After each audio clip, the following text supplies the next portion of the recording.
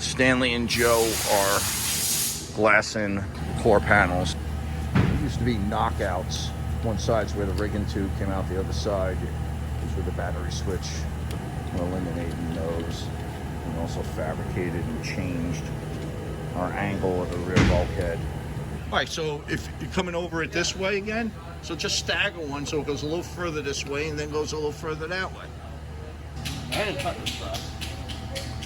Who cut it? Scotty. Scotty Van Boezelstein cut that? Are we just blaming him because he's not here? Why we blame him even if he was here? If he was here. Guess I missed all the excitement.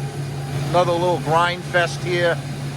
Joe and Derek knocked down what they laminated yesterday. Yeah, they got all the wells glassed up as you saw. We'll get some bilge coat on the bottom of this and get her flipped over. We can get our glass and body work done on the inside. Completed our fiberglass work on the back side of our gunnel cap liner.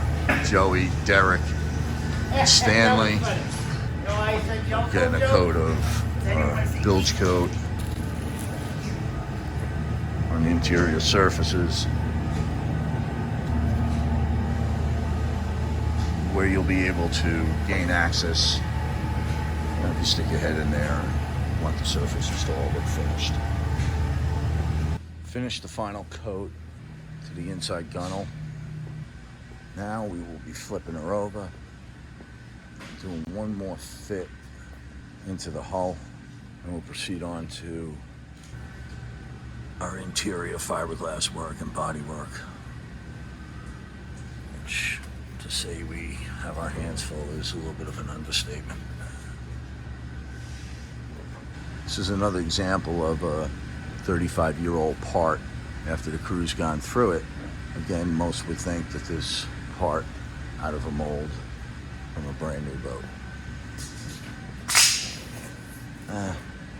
I would say most insides of brand new boats don't look like that. Custom boat, wow, making it Metan.